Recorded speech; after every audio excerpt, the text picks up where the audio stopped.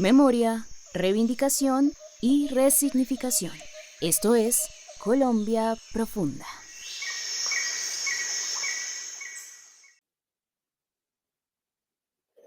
Muy buenos días a todos ustedes. Un abrazo cordial y bendiciones donde quiera que los esté cogiendo el alba,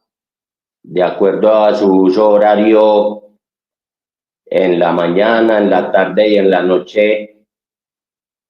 Bienvenidos a este resumen semanal de todos los viernes de la periferia profunda, acá desde la ciudad de Medellín, en el departamento de Antioquia. Los saluda con mucho gusto Saúl Ignacio Peláez Arango y es un placer de estar con ustedes. Bueno, a propósito del periplo que este servidor realizó en pasados días por tierras de Cali y de Tumaco, y especialmente voy a hacer referencia a esta última estancia en Tumaco, un municipio que hoy es distrito portuario,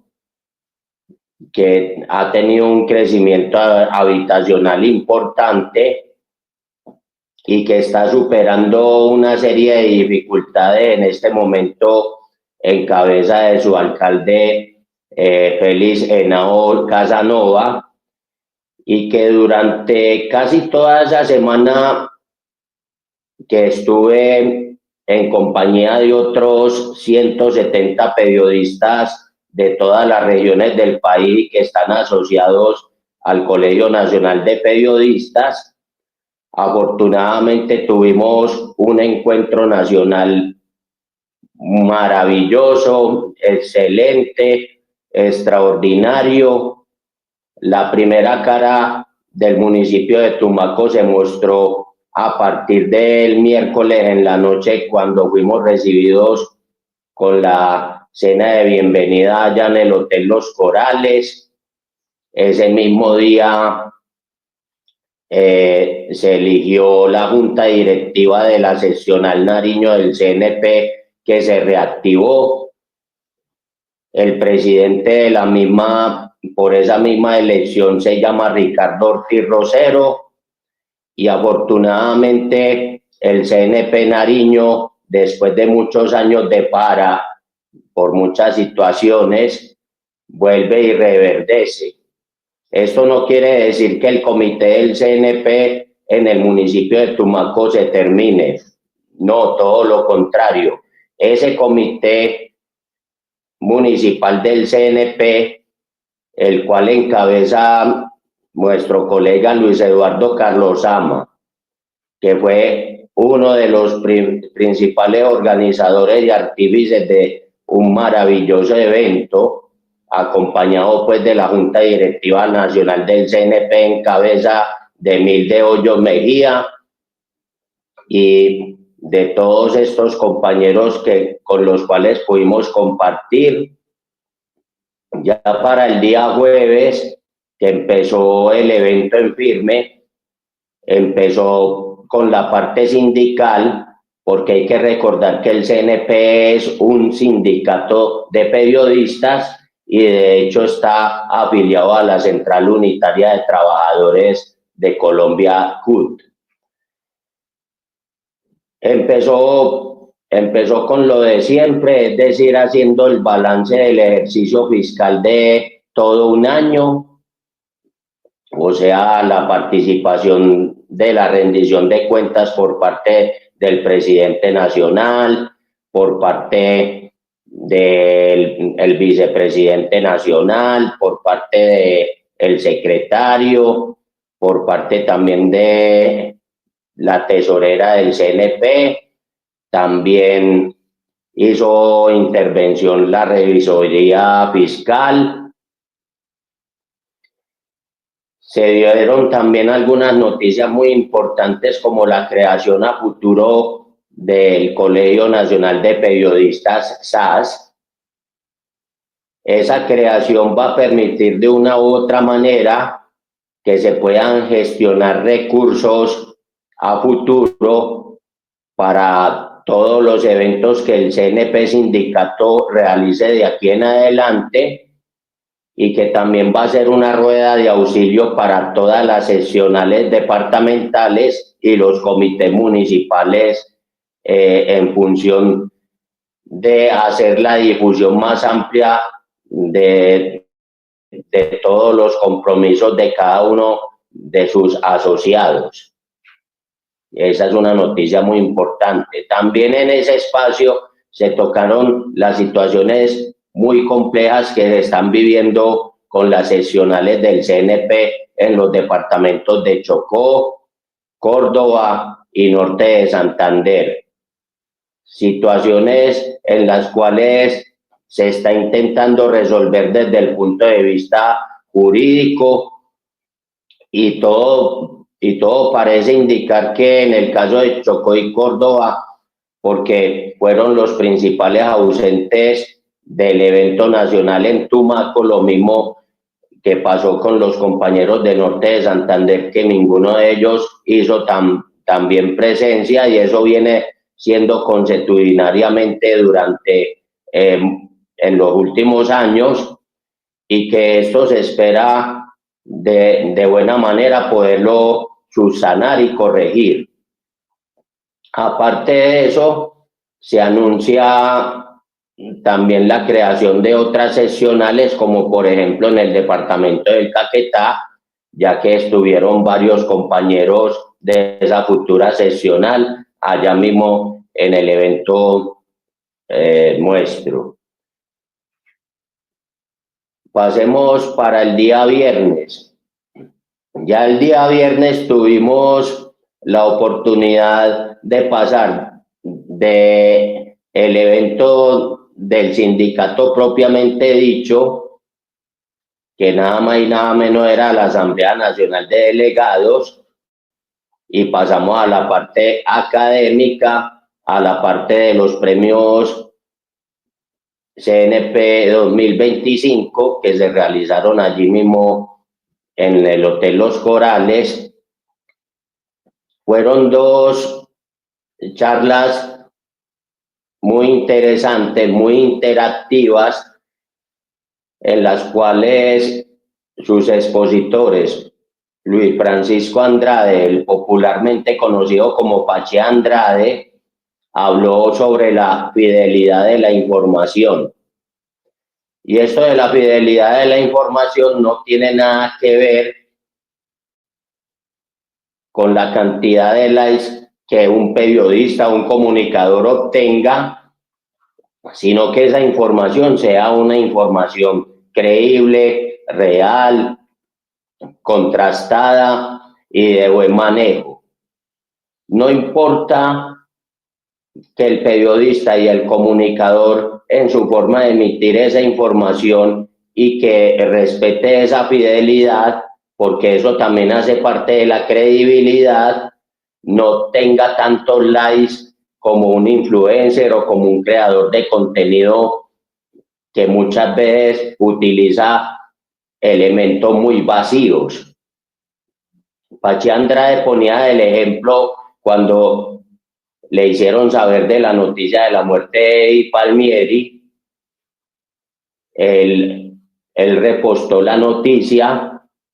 pero sin embargo mucha gente lo animó en principio a que averiguara bien del asunto, porque podía ser cierto como no podía ser cierto. Y él se sintió en ese momento muy asustado con el tema pero lo pudo contrastarlo mejor durante varios minutos, hasta que la noticia definitivamente sí la pudo confirmar y la pudo dar tal cual, dentro de una de esas interesantes anécdotas. Bueno, posterior a la charla de Luis Francisco Andrade, el popular Pache, llegó la charla interactiva y que tuvo que ver con la labor de equipo, a cargo de Javier Hernández Bonet, director del Gol Caracol, y él explicaba en muy pocas y precisas palabras cómo congeniar durante algo más de un mes en la producción y realización de la difusión de un campeonato mundial de fútbol o de una Copa América, y cómo tener cohesionado a 110 personas del equipo de producción, porque no solamente son los narradores y los comentaristas, sino que esto también incluye camarógrafos, luminotécnicos, maquilladores, entre otras profesiones que también rodean ese espacio de trabajo. Él decía dos cosas muy importantes y de las cuales había que descartar de plano. Lo primero a descartar de plano eran las palabras tóxicas, como por ejemplo, usted no sabe quién soy yo, yo hago lo que a mí me toca, y detalles muy similares. Y él al final de la conversación habló de aquella frase del que se enoja pierde. Y eso del que se enoja pierde es otro detalle también a dejar de lado y a descartar. Y él en todo el trayecto de la charla sí tocó varias cosas positivas en función de las anécdotas que él, en el trasegar de el periodismo futbolero, que es lo que él maneja, ha ido viviendo durante el tiempo. Él contaba anécdotas de cuando José Pekerman llegó a la selección Colombia para antes del Mundial del 2014 y cómo fue armando toda una empatía alrededor del equipo, con los jugadores, con el cuerpo técnico, con el cuerpo directivo de la Federación Colombiana de Fútbol, y eso se tradujo hasta más allá. Por eso el éxito que se logró para el Mundial 2014 fue muy detallado y muy fundamental. También mostró otros espacios positivos, como cuando él estuvo en la experiencia laboral en Medellín y llegó Osvaldo Juan Subeldía como técnico del Atlético Nacional, y en una de esas frases famosas de Osvaldo Juan Subeldía decía: el fútbol colombiano tiene mucho potencial, lo que pasa es que hay que mejorarles la mentalidad y la cabeza. Y así fue como se fue ladrando una historia con títulos a nivel nacional e internacional, que Osvaldo Juan Subeldía, desde 1976 hasta el fallecimiento en 1982, logró construir con un equipo amalgamado de jugadores extranjeros, pero que también se le dio prelación a los jugadores de la tierra, a los jugadores de las divisiones inferiores, y crearon también un ambiente muy propicio que también sirvió mucho en su momento para el fútbol colombiano. También habló algo sobre una anécdota relacionada con Carlos Salvador Vilardo, y cuando Javier Hernández en alguna ocasión le preguntó: es que usted ganó el Mundial de Fútbol de México 86 porque tenía un grandioso jugador que se llamó Diego Armando Maradona, y de la mano de él es que pudiste lograr un título del mundo. Y resulta que Carlos Salvador Vilardo le dijo en alguna ocasión a Javier Hernández Bonet: sí, Maradona es muy importante, pero también las otras piezas que jugaron alrededor de Diego también resultaron muy importantes y muy definitivas. Y decía Vilardo que para el partido final contra Alemania no lo puso tan en punta, no lo puso tan adelante, lo puso mucho más atrás para hacer una generación totalmente distinta de juego, y eso también redundó en el resultado. Gracias a esa actuación, Maradona fue importante en el pase de 2 de los 3 goles que definitivamente le dieron el título mundial en 1986, y estamos hablando de los goles de Jorge Valdano y de Jorge Luis Burruchaga. En ese sentido, en ese orden de ideas, y así muchas anécdotas desde el punto de vista de lo positivo, que es lo que hay que generar en las labores de equipo. Y esto lo han sabido realizar muy bien durante años dentro del Gol Caracol. Pasando ya a esa parte académica muy interactiva, por cierto, porque los periodistas estuvieron muy participativos, llegaron los premios nacionales del CNP. En esos premios nacionales del CNP también se tuvieron en cuenta la vida y obra de un periodista, el mejor periodista del año. Se tuvo también otras categorías importantes, sobre todo pensando en el comité del CNP de Tumaco, donde también tuvo una muy buena participación y fueron muy bien premiados. Y también fueron muy bien premiados el alcalde de Tumaco, Félix Henao Casanova, el gobernador de Nariño, Luis Alfonso Escobar Jaramillo, como mejor alcalde y mejor gobernador del año. También fue reconocidos los conferencistas antes mencionados, Luis Francisco Andrade y Javier Hernández Bonet. Y por cierto, Luis Francisco Andrade, el popular Pache, desde ese momento también hace parte ya del Colegio Nacional de Periodistas con el Comité de Tumaco como lugar de función. A propósito, pues porque Luis Francisco Andrade es oriundo de Tumaco y actualmente vive en esa localidad.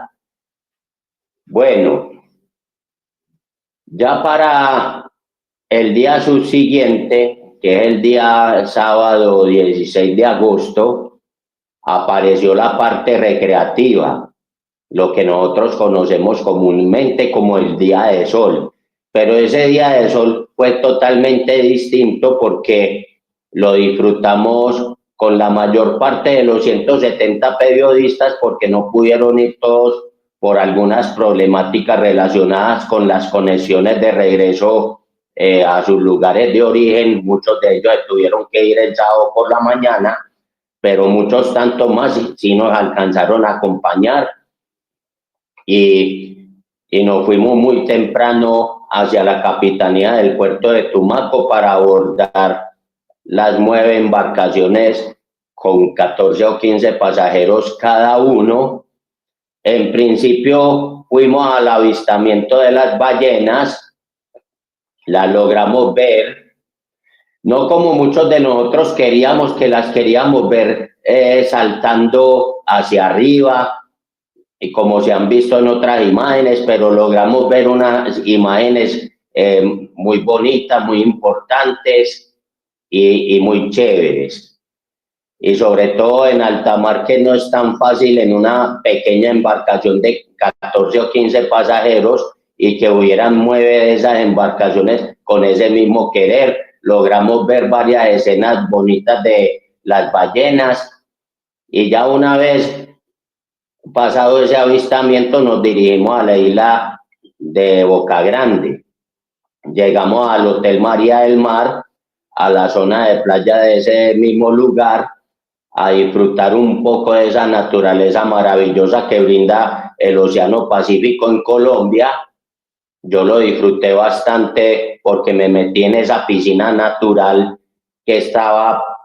enseguida del mar y yo disfruté maravillosamente de esa agua. Bueno, ya compartió todo ese día de sol allí en la isla de Boca Grande. Nos regresamos más allá de las 5 de la tarde de nuevo a Tumaco. Ya cenamos en compañía del alcalde de Tumaco ya para terminar el evento oficialmente. Y nada, la muy bonita impresión que ha dejado el municipio de Tumaco y que me llamó mucho la atención y que eso fue importante. Pero al día siguiente, a pesar de terminado el evento, yo también me bañé de nuevo en el mar, pero en las playas del Morro. Y disfrutamos de esa experiencia maravillosa porque pudimos dar ese día domingo con Mario Sábato, lo pudimos entrevistar para la periferia profunda. Todavía no la hemos subido a nuestras redes sociales, pero una entrevista muy buena y muy maravillosa. Entrevistamos a un empresario antioqueño que lleva muchos años viviendo allí en Tumaco, Carlos Mario Zuluaga. Entrevistamos a Herencia Ancestral, allí mismo en la playa, con una canción de cabecera de Soy Tumaqueña. También la tenemos que subir a nuestras redes. Y unas cosas supremamente maravillosas. También logramos ver la llegada de la última etapa de la Vuelta a Nariño, que terminó allí en Tumaco, y logramos ver algo de esa premiación, que por cierto el ganador fue Oscar Toro, con una tremenda cabalgata de etapa en esa última oportunidad, y le quitó definitivamente el liderato al amigo también nariñense de apellido Aguirre. Y bueno, ya dejando de plano todo este espacio relacionado con el CNP, ya una vez regresado aquí el martes a la ciudad de Medellín, volvimos nuevamente a la dinámica común y normal. Ya el miércoles estuvimos en el edificio Vázquez con las socias y amigas del Sindicato de Mujeres Trabajadoras de la Economía Popular en un evento metodológico que estaba comenzando ese miércoles allá con la Secretaría de las Mujeres, sobre todo pues que se van a tocar varios temas relacionados con género, con metodologías para el negocio y con otros temas de interés para las vendedoras informales y de la economía popular, y sobre todo para tener presente el goce de los derechos y cómo se pueden disfrutar de esos derechos. Este ciclo va a durar unas 7 sesiones más, todos los miércoles a partir de las 9 de la mañana y hasta la 1 de la tarde aproximadamente. Una gestión que hizo la directora de la Sintraep, Hortensia Díaz de Aguirre, y que vamos a estar ahí pendientes y al pie del cañón. Ayer tuvimos un día grande, un día largo y un día maravilloso al mismo tiempo, con 2 actividades. Esas 2 actividades comenzaron a partir de las 10 de la mañana en el Museo Casa de la Memoria, acompañando el evento de las mujeres lideresas comunales en movimiento, organizado por la Acción Comunal de la Candelaria de la Comuna 10, que dirige Gloria Moreno, que también la FE de Medellín en cabeza de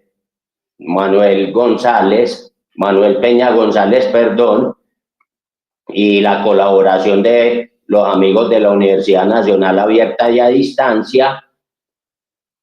Y en ese evento hubo 2 momentos muy importantes, todos también conversatorios muy interactivos,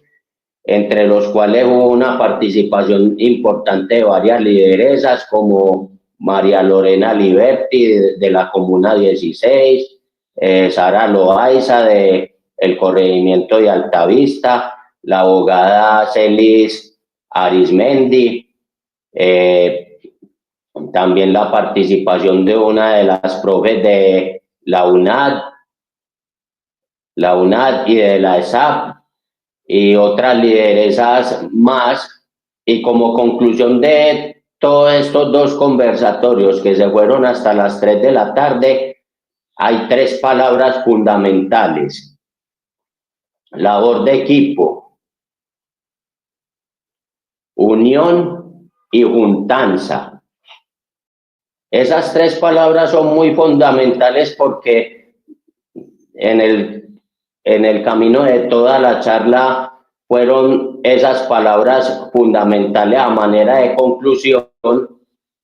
y es importante la juntanza, la unión y esa labor de equipo, sobre todo porque es muy bien dado de que las lideresas sociales a veces por los mismos egos y por los mismos celos no son capaces de trabajar juntas, a pesar de que no vivan en los mismos territorios, a veces en distintos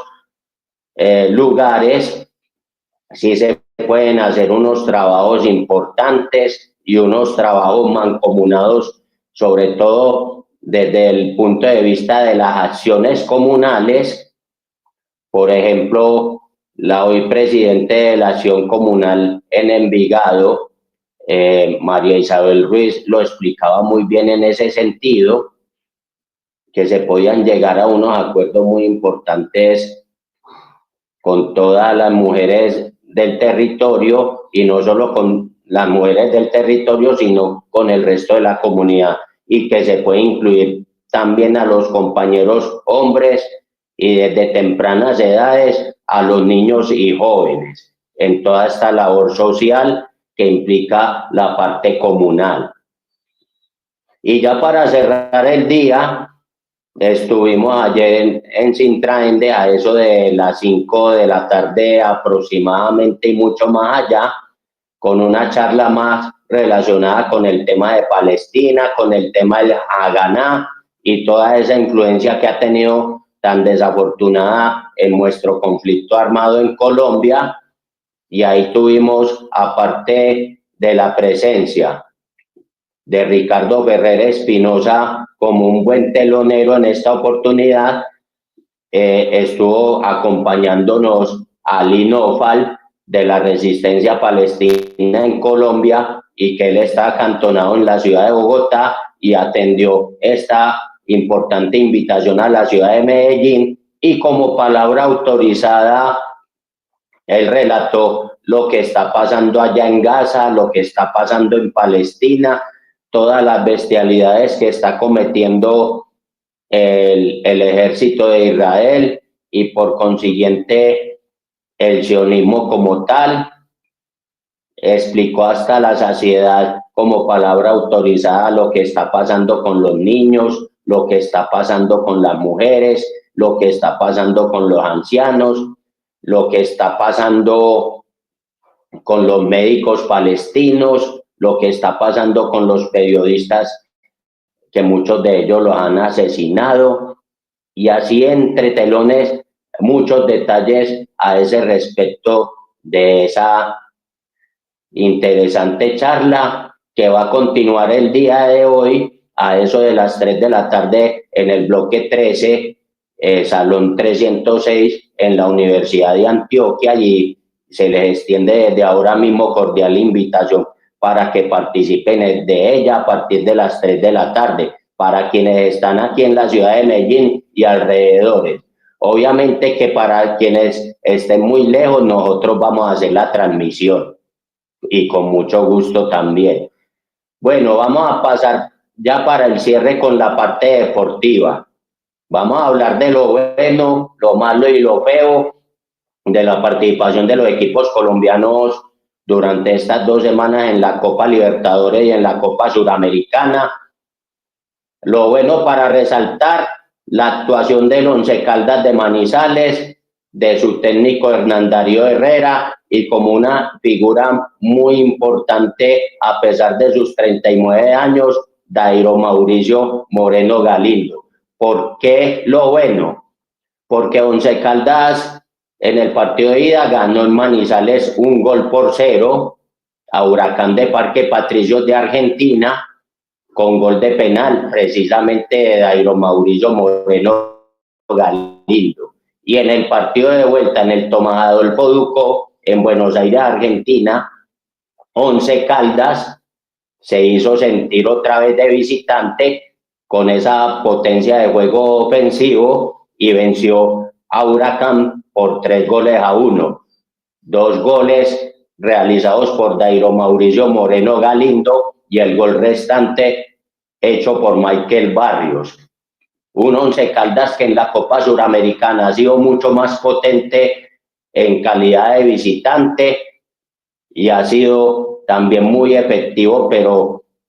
no de la misma manera en condición de local. y va a jugar cuartos de final contra Independiente del Valle, que venció en su respectiva serie a Muchurruna, también equipo ecuatoriano,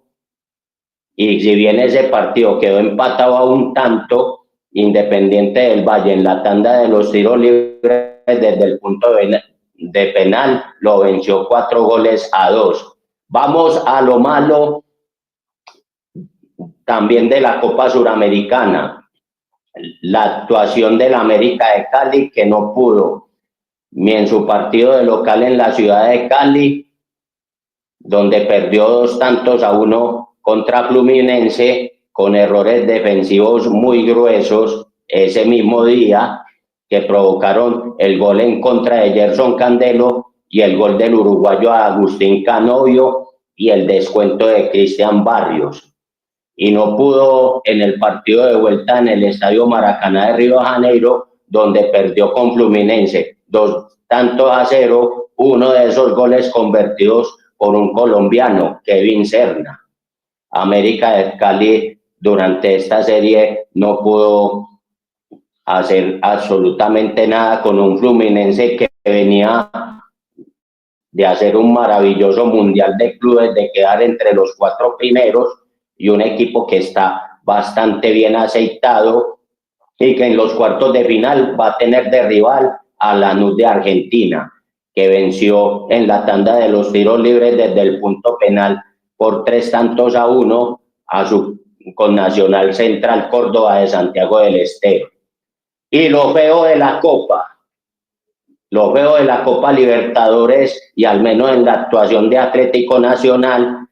que si bien empató 1-1 con el Sao Paulo en el Estadio Morumbi,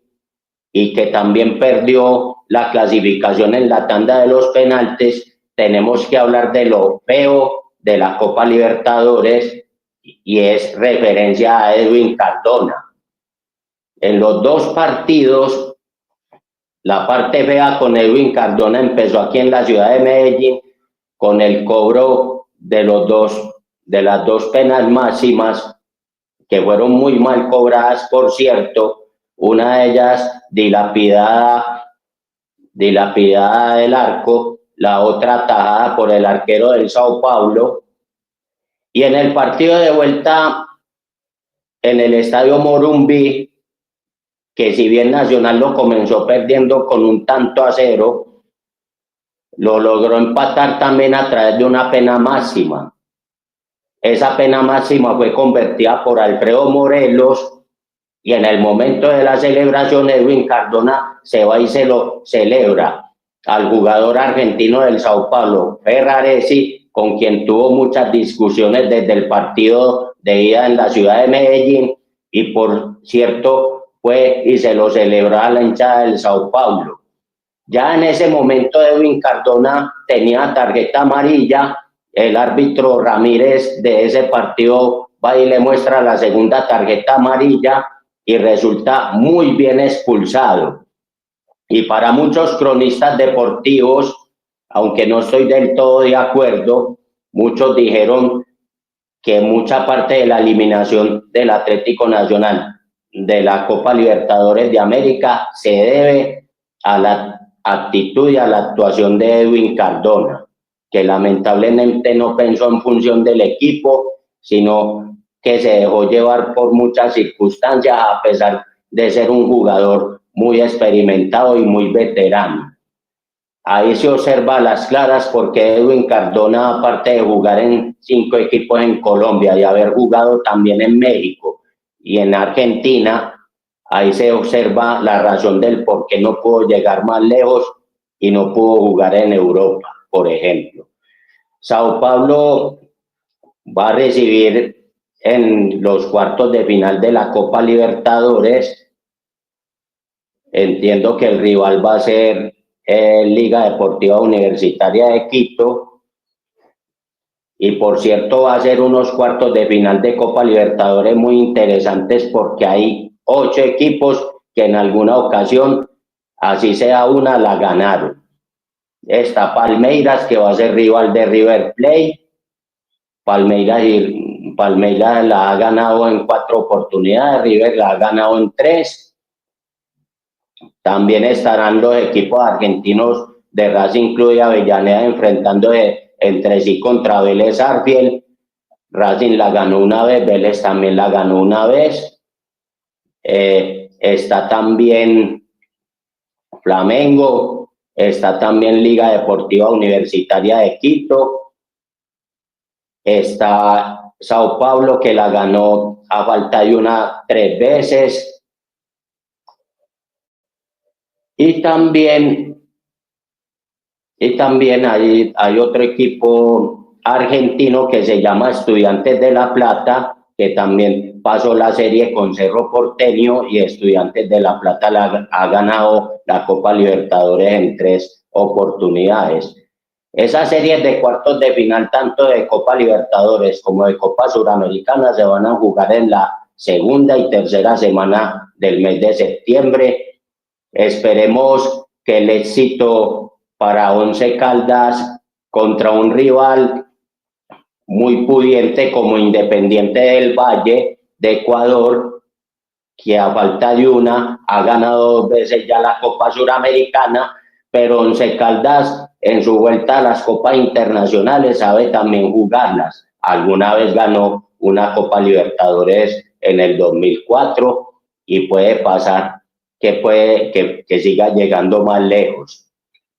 Con esta parte llegamos al final de este maravilloso resumen desde acá del departamento de Antioquia. Un gusto que nos hayan escuchado, un gusto que nos hayan acompañado en esta oportunidad maravillosa de parte de Saúl Ignacio Peláez. Un agradecimiento especial a toda esa gente maravillosa y bella que dirige Contraportada Digital, empezando por Mónica López y por todo el equipo de producción. También de paso hay que agradecerles a los amigos tanto de la Junta Directiva Nacional del Colegio Nacional de Periodistas en cabeza de Emilde Hoyo Mejía, agradecer también a Luis Eduardo Carlos Ama, presidente del comité del CNP en Tumaco, agradecer también al presidente de la seccional del CNP en Antioquia, José Rolando Bedoya Ábalos, y al presidente de la seccional Santander del CNP, Enrique Ochoa González, por la oportunidad que me brindaron de participar en este evento periodístico y más que periodístico allá en el municipio de Tumaco, departamento de Nariño. Y para todos ustedes, bendiciones cordiales, muchas gracias y que el Señor los siga bendiciendo en todos los momentos de la vida.